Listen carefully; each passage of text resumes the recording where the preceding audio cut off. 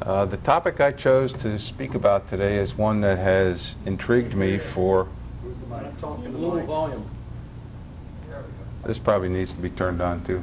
It's on. That's better. Okay. The topic I chose to speak about today is one that has intrigued me and puzzled me for a number of years. The title of my talk is the Jahreskruge of Koenigsbacher Brauerei. Jahreskruge simply means, well, Krug, I think everybody knows what that means. That's steins or jugs or whatever. And Jahr means year, so these are the annual steins of Koenigsbacher Brewery.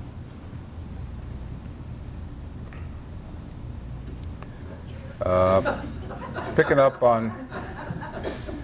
up on lessons from Phil and then from Art Slicer last night, always start with a joke. So most of you probably know that Phil and Lynn and I have been traveling to come to the convention together.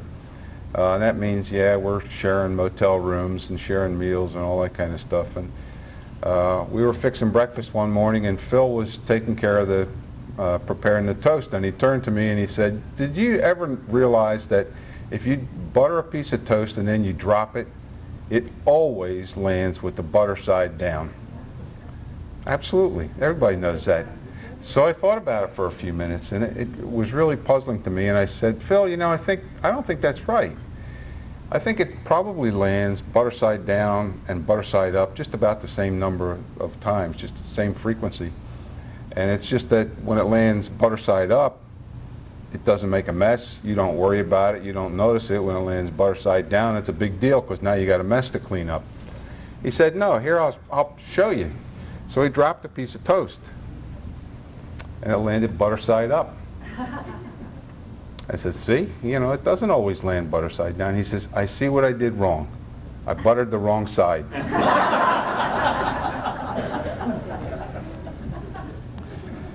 All right, so what made me interested in brewery steins?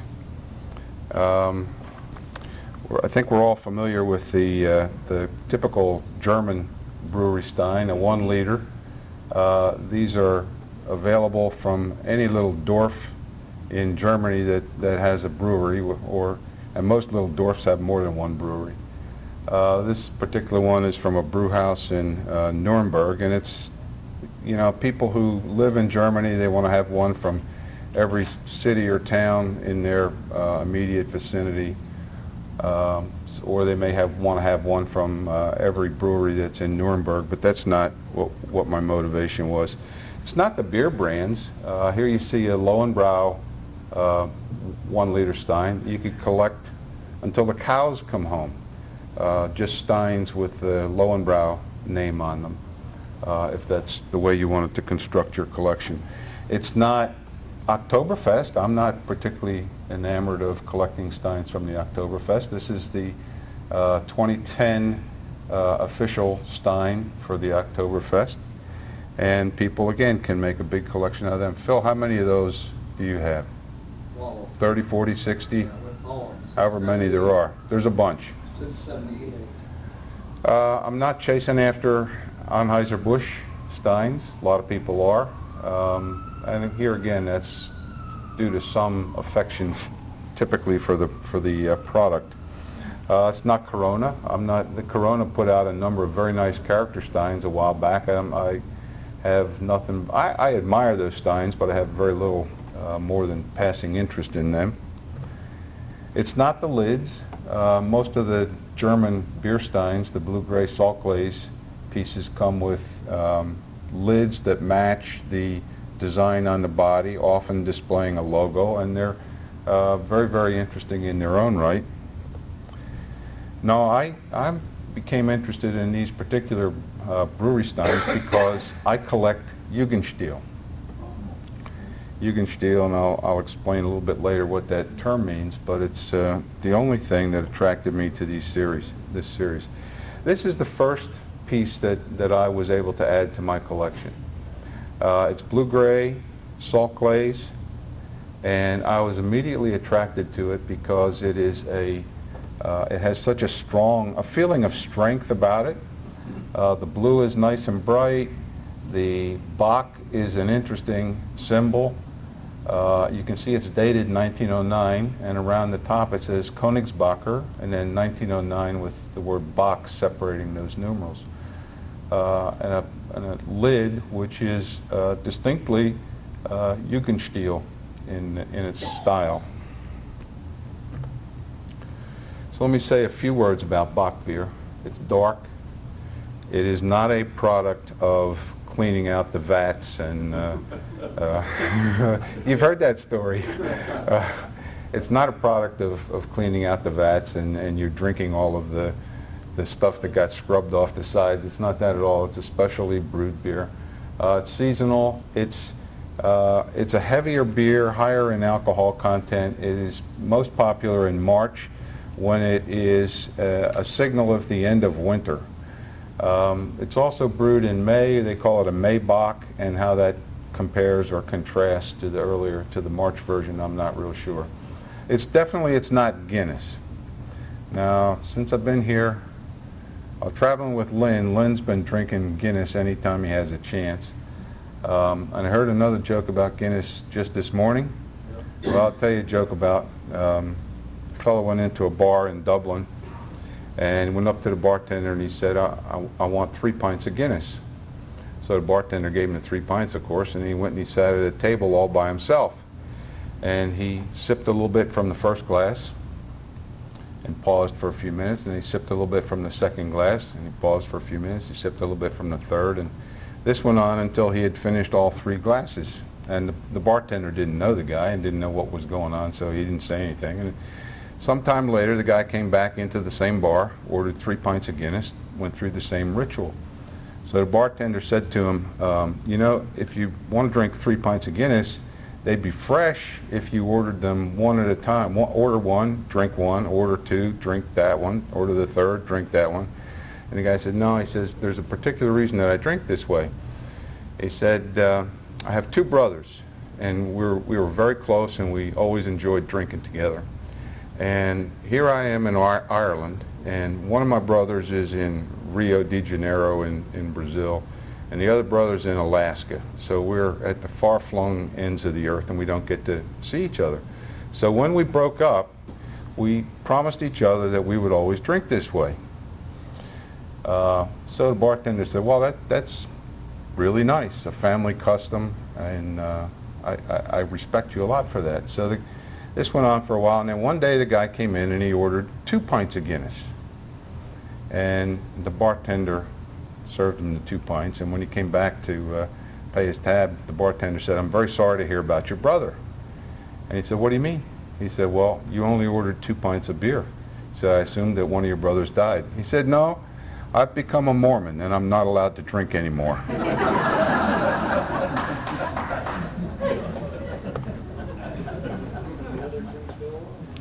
We're going to talk about Jugendstil, then we're going to talk about Koenigsbacher Brauerei, which is located in Koblenz, and then we'll talk about the specific steins. What's Jugendstil all about? Jugendstil literally means youth style or young style, and it's not a great stretch to interpret it as new style, which lends itself to, of course, Art Nouveau. Art Nouveau was a term that was coined by the French and pretty universally adopted. Jugendstil, you'll never hear the French refer to Jugendstil. You won't hear the Americans other than me refer to the Jugendstil, but there was a lot going on within Germany in this arts movement. So I like to use the term, and that places the context for the discussion. It's related to secessionism, which began in Austria. Art Nouveau adopted by the French, the English. It came about in the late 19th and the early 20th century, probably the last quarter of the 19th century. Every art movement is a rejection of what came before. It's a bunch of artists who have decided that they need to knock down some boundaries and head in a different direction. In the case of Jugendstil, the artists or the designers were seeking simplicity and a sense of wholeness in what they were producing. The emphasis shifted from realism, from impressionism. Impressionism was probably a first step, and they placed an emphasis on line, on form, and shape. Now, if you've heard those words before relative to architecture, yes, architecture was part of this whole thing. They wanted their art to be evocative. They wanted you to feel what it was about and not necessarily show you what it was about. They used abstraction, they used stylized designs, a lot of repetition on their works, and some geometrics, although the geometrics actually came into play a little bit later with Art Deco. They used a simplified color palette, flat representation of anything that they were illustrating. They tried to show a sense of energy in what they were designing versus a static image. And they took their initial inspiration from natural forms, primarily plants, sea creatures, that sort of thing. My understanding of this period is assisted by a differentiation between artists and designers. Artists or illustrators typically work in fine arts. Sculptors, of course, produce statues.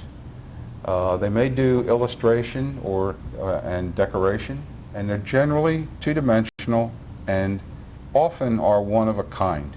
For example, somebody does an oil painting. They're not expecting somebody to reproduce 1,000 of them or 1,000,000 of them and sell all of those reproductions. So that, in general terms, that's what artists do.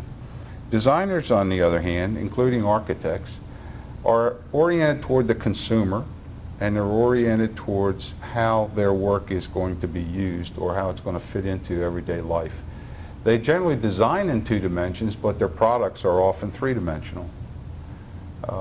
Again, they're concerned about the consistency of the whole and its suitability for purpose. Now, there were a couple major societal events that had taken place in Germany about this time. One of them being the Industrial Revolution, and the other one being the migration to the cities, the city population centers. There was a huge market out there for products that they could produce that were mass-produced, and the artists, of course, wanted to find a way to mass-produce their works at a high quality. So that was very, very important to them. Good quality goods for daily life. Does this guy look like the one that would do that? He looks like he might be the janitor in the local elementary school, but he's not. I want to talk about the range of artistic elements that can be considered Jugendstil. You can have small decorative items on the side of a stein, for example, that you look at and you can see it's got a floral motif, or it's got a simple color palette, or it follows some geometric principles, and it's not clearly a part of a realistic scene, and that will help you place the period when that was done at the Jugendstil. And that's one end of the spectrum. At the other end of the spectrum are designers who were not ceramics people. They were not limited in the things that they did. In fact, they were extremely versatile, and that's part of what I want to show you. This fella, this is Richard Riemerschmidt. It turns out that he is absolutely the epitome of what we mean by Jugendstil artwork. He was trained as a classical painter and an architect. He was extraordinarily versatile, working in a lot of different mediums and concerned himself with a lot of different types of products, and he was very, very prolific in what he produced. He produced fine art. Here's an example of a painting that he did. which hopefully everybody will agree shows more than beginner's talent. He did illustration. This is a cover illustration for a magazine called Jugend, which means youth, or young, or fresh, or something along that line. And it is commonly believed that the term Jugendstil was taken from the title of this magazine. Now you see several things here. You see first off an inspiration taken from nature. There's obviously a natural setting here. You can see that it imparts a sense of tranquility, of calmness. It uses a simplified color palette. You notice the green shadowy areas. There's very little definition in there. No definition in the sky. The red areas, they're big blocks of color. Notice also the typography at the top of the page. They were interested in fiddling with everything. So this is a cover that he designed. He worked in architecture. This is a house that he built for himself in the Passing area in Munich, and a second house that he architected. And this is the interior of the theater in Munich, which he designed. In terms of furniture, this is a very famous chair that he designed for a music room. This piece, I'm having some cases built in my house right now, and I told the cabinet maker that this is what I wanted. He said, you better find somebody else to do that. Riemerschmidt designed textiles. Here's an example of a carpet that he designed. Silverware. Here you see his drawings that he gave to a company to produce this silverware. So you see the top view of the spoon, the side view of the spoon, the back view, and similarly for the two different sized forks and the knife. So that was Riemerschmidt's design, product design, and he then turned that over to a company to produce. He designed clocks. This first one is a wall clock. If you can look at it closely, you'll find that that spiral that comes out from the center is actually some form of a vine. Each of the roundish looking things where the numerals are, those are actually pointed on the outside because they're leaves, like a ginkgo leaf, and each one of those branches off that vine. The numerals are distinctive, the hands are distinctive. So that's a Riemerschmidt wall clock. If that was up at auction, I can't even imagine what the price would be. A tall clock next to that Riemerschmidt designed. He designed lamps. Here you see a very distinctive Art Nouveau flare. Candlesticks. This candlestick is particularly interesting to me because of the way he included a separate foot in there to give it to make sure that it wouldn't just topple over. He produced his own fonts. This font appears on the Gaudium Sigitur Stein that some of you may be familiar with. The top font does. And this was very common in those days for the designers to work in multiple disciplines and to design their own fonts. He developed table settings, glassware,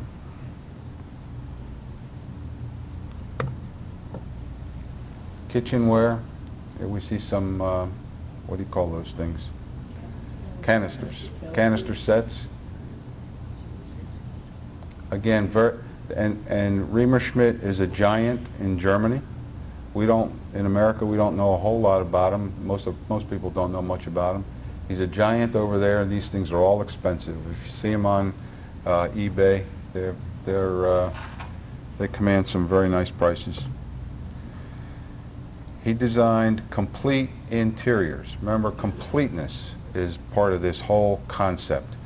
Here's a design for a room. So he not only shows you where the windows are going to go, but what furniture fits in there. He'll tell you what wall coverings you ought to use. So there you see the 4 walls and as well as the floor plan. And that was not at all uncommon in those days. And then finally, he designed steins, pitchers, and vases. The stein in the front, I don't think we've seen at this convention, although that's not terribly uncommon. The other 2 pitchers, I have the one in the front. The 2 that are in the back are probably pretty strange looking to you, but just put your hand around that handle and imagine that that thing is filled up with water or beer or whatever, and pick it up and just see how naturally it feels, that the way it's weighted, that it would be very easy to pour from either of those pieces. Riemerschmidt's designs, of course, were on paper, and here on the left-hand side you see his design for a piece that was produced by Reinhold Merkelbach. This piece was produced in 3 different sizes. The 1734 was a 3-liter. I do not have that one, but I supplemented it with a photo of the 1769, which is a 2-liter piece. You can see the pewter on these pieces was designed for the body. So the pewter itself was designed by Riemerschmidt. If you tear the lid off that, it's not right until you can find another lid just like that one to put back on it.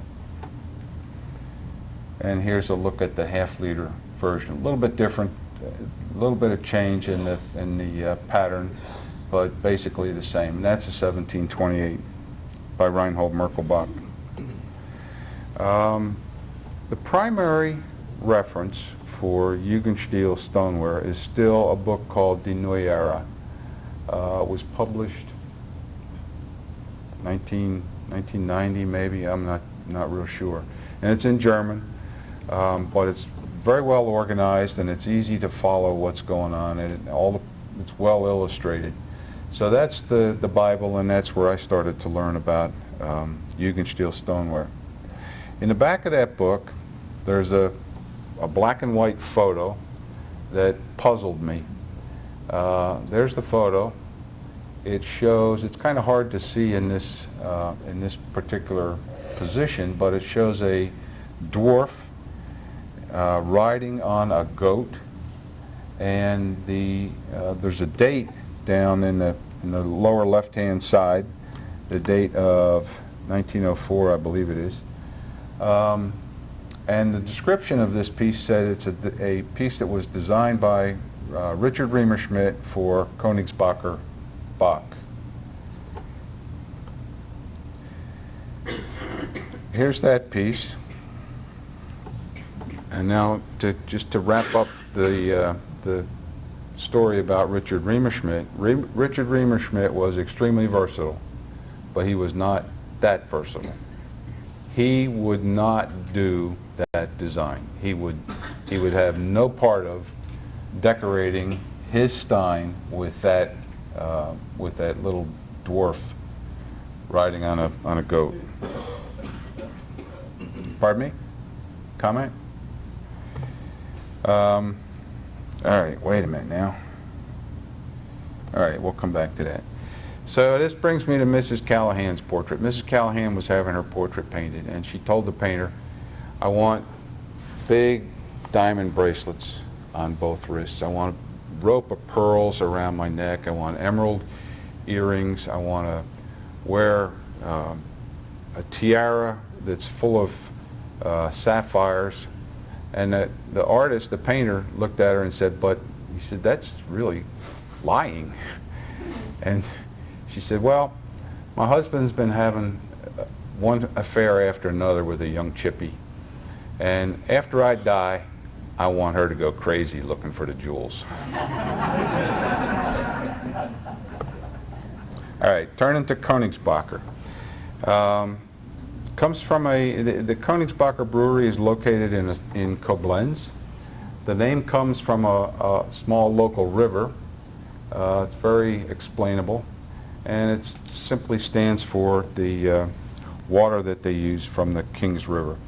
In the downtown area, there's an old brew house that dates back, I don't know whether the brew house itself dates back to 1689, but they've been brewing beer there for a long time.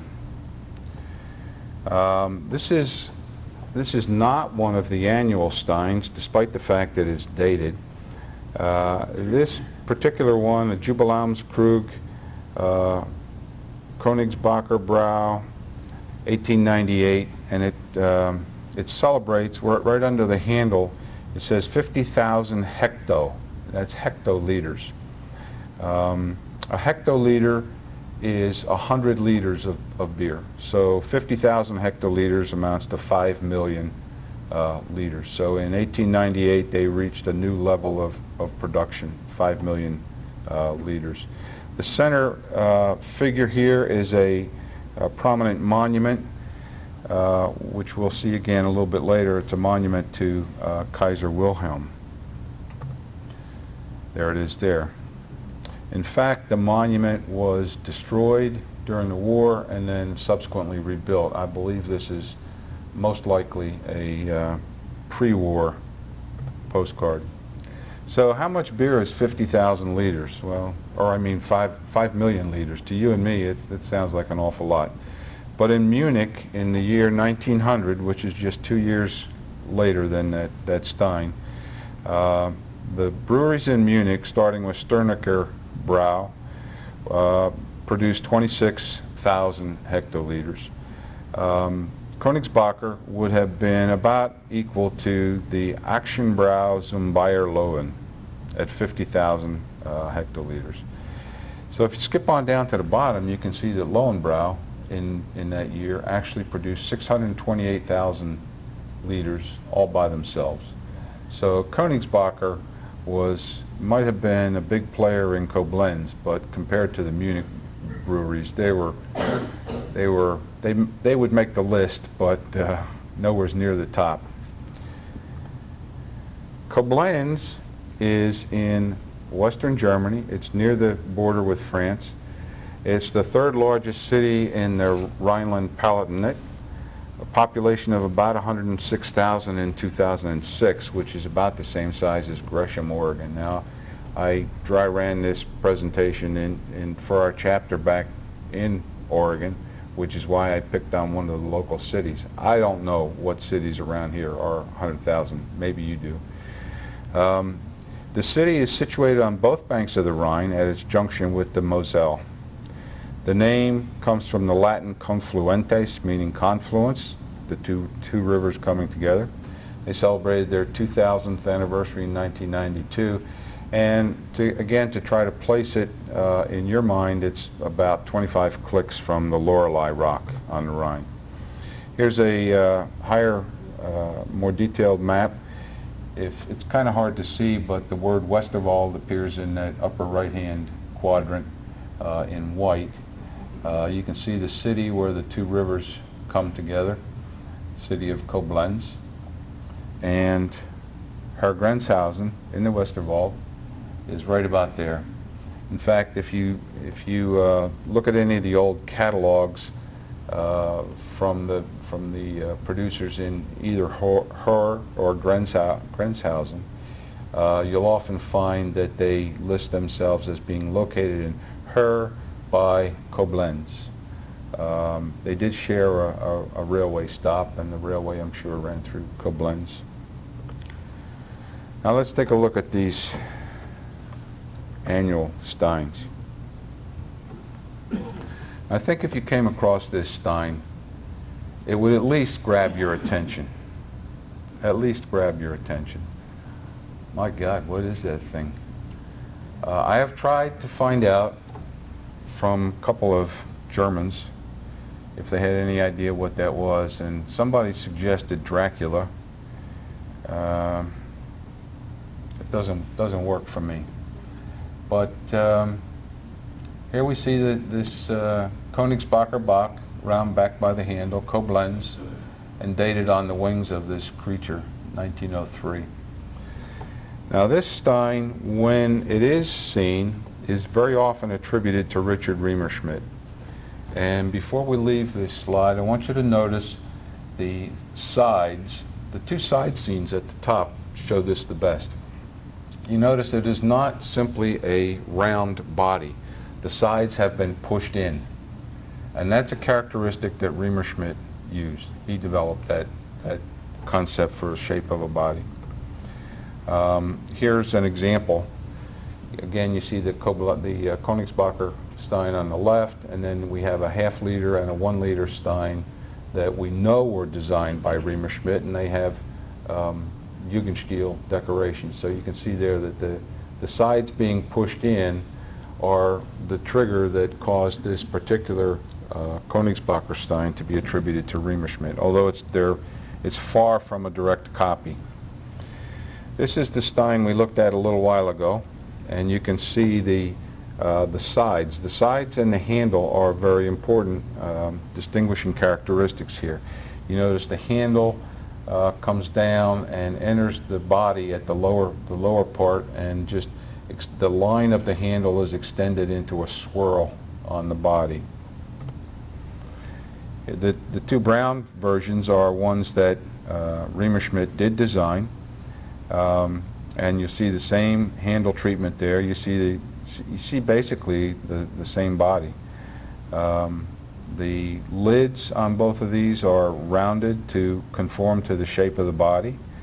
The glaze, the upper one is from an oxygen firing where the impurities in the clay give it that speckled look.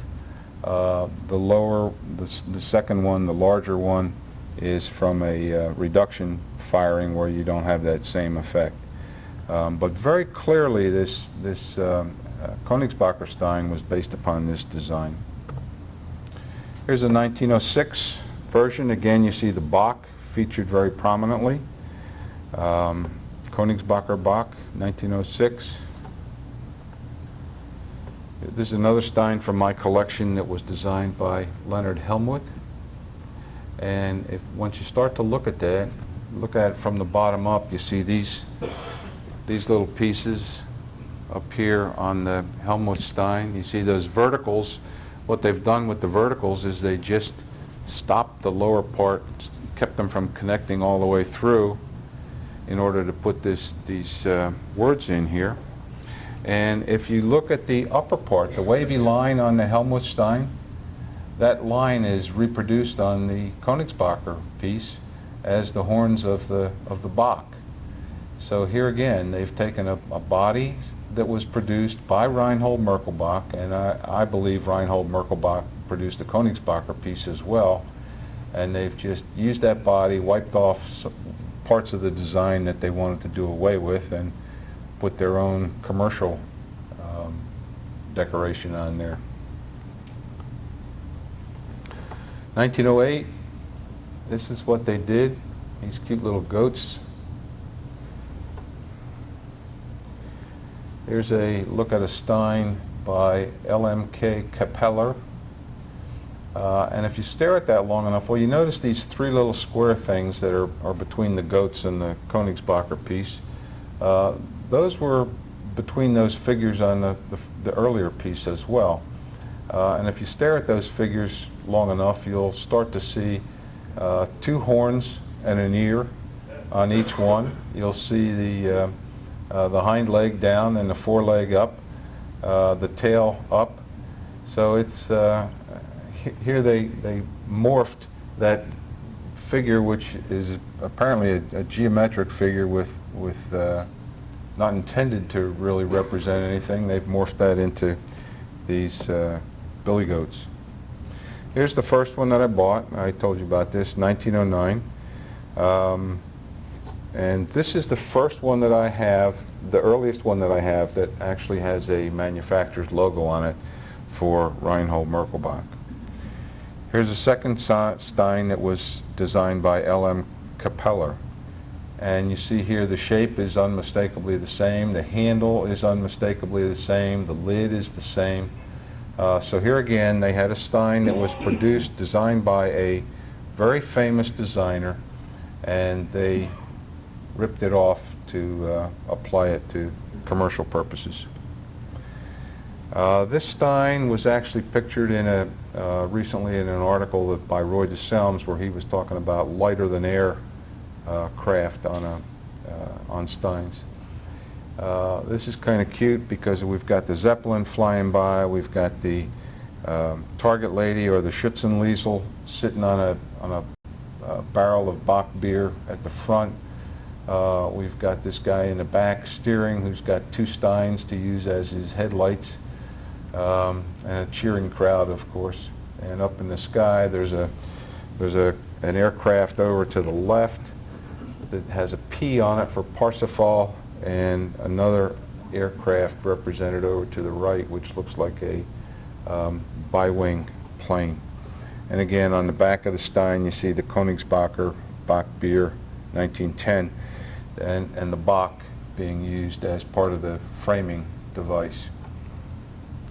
That stein I have not been able to relate to another more famous original. So here's a closer look at that scene. Just bizarre.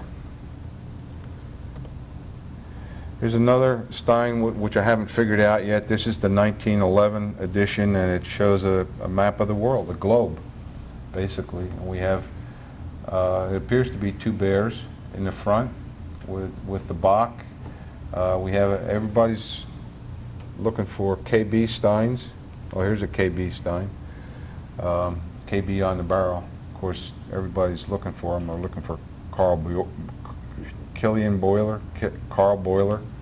and the KB here stands for Koenigsbacher. So I have not related this to another stein either. Here's one that I've interpreted to be the party animal. You have a goat there who appears to be snorting beer out of his nose. Not the most pleasant sight. But again, consistent with the others. They're all salt glazed, they're all strong cobalt coloring, and they all feature the Bock. At least to this point they do. Here's the stein that I think comes the closest to providing the inspiration for the Koenigsbacher version. This is one that was done by Albin Müller, again a very famous designer during this period. Notice the handle is a very helpful part of that analysis. Another piece produced in 1913. I'd like to think this is the Munich Child, but I'm not totally convinced of that. But here you see a young girl with a Bock. The Bock looks like he's sampling some of her beer while her head is turned. I do not own that one. And the stein on the right here is by Henry van de Velde, who was a Belgian who was right at the forefront of the Jugendstil movement across Europe. And I think it's based on that body. Now in 1914 things were changing in Germany. They were on it was the eve of the war, and they produced a stein which now breaks the mold, breaks all the patterns that we've been able to observe so far. In 1914 they celebrated this guy named Blücher. Well, it turns out that Blücher was a commander of Prussian forces a century earlier, and apparently the Germans, anticipating World War I, were looking for another Blücher. So they used Blücher as an inspiration here, and celebrated the 100th year of his role in the German War of Liberation. At this point there's a gap in what I understand about these steins. I have no steins from 1915 until 1922. And again, something has changed, because here we see a design which is absolutely not Jugendstil. This is a typical Bavarian stein shape.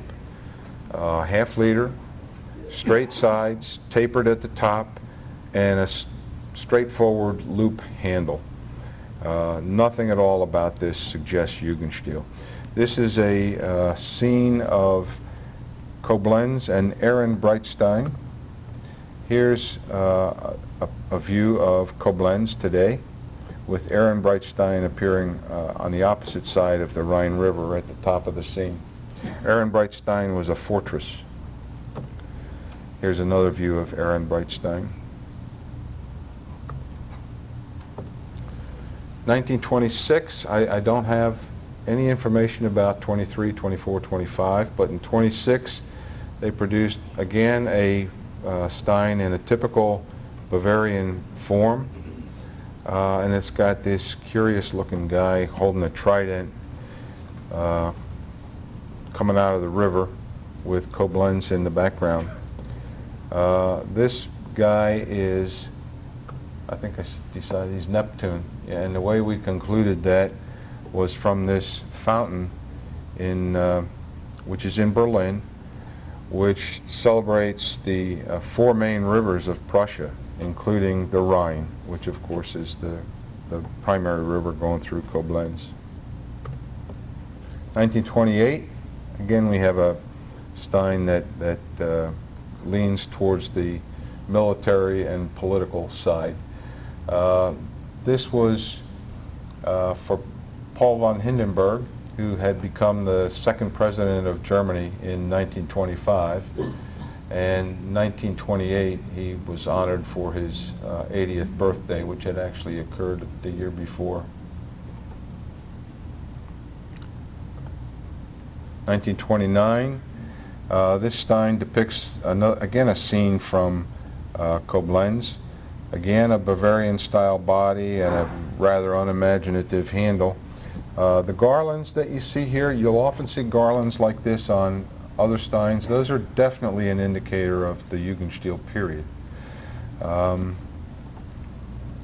The Deutsches Eck, meaning corner, this stands for the German corner, which is created from the intersection of the Moselle and the Rhine. And here's an image today of what the German corner looks like with the statue to Wilhelm I. So if you just make a list of these things and what are the similarities and what are the differences, just very obviously, almost every one of them refers to Koenigsbacher Bock or Koenigsbacher Bock beer. One of them refers to Koenigsbacher Urbock, and Ur is a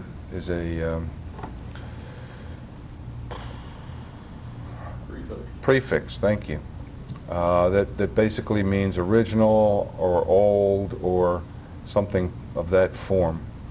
So there's a lot of consistency there. There's a lot of reference to Bock, and the reason I point that out is because this brewery made all kinds of other beers. But why they settled on using on Bock beer as the basis for this series, I do not know.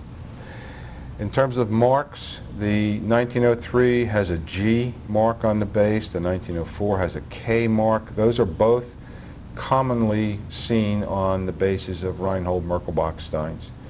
1908 has a D. The 1909 is the first one that shows up with an actual logo for Reinhold Merkelbach. 1911 has a slightly different, 11 and 12 have slightly different Merkelbach logos. And 1913, and remember this is the 1913 was the girl with the Bach, which was still a Jugendstil-based Stein. The 1914, which is now a completely different flavor, I don't have any information about that base. 1922 was produced by Reinhold Merkelbach, and then after that, at some point they turned to Steinzeug Industry, which was located in Koblenz, so that makes sense. So it appears like this line started with Reinhold Merkelbach. All the pieces are blue-gray, salt-glazed stoneware, with all the pieces in the early portion, up to the First World War. They're made for lids, but lidded versions are very rare. I've only got the one. I don't think I've seen any others. They're all 4/10 of a liter capacity, which is a puzzle. Why would they be 4/10 of a liter when they're the steins that they're modeled after are half liter. Prior to World War I, they're all apparently produced by Reinhold Merkelbach. The Bach has been a prominent design element, and most, if not all, of the steins produced prior to World War I appear to be what I would call rip-offs. Now, it's really interesting because in some cases, a famous designer like Riemerschmidt produced his design in 1 year, and a year later out came this other stein bearing a decoration that he would have nothing at all to do with, based upon his work, his body, and he certainly was aware of it. He certainly had to know about it. These things weren't done in a closet somewhere, but apparently there was no big issue made out of it. He allowed that to happen. So that's kind of puzzling to us in the modern day. There's the 1903 version, the 1904. Don't know about the 1905. There's the 1906 edition. Skip 1907. There's 1908, 1909, 1910, 1911, 12, and 13. All pre-war.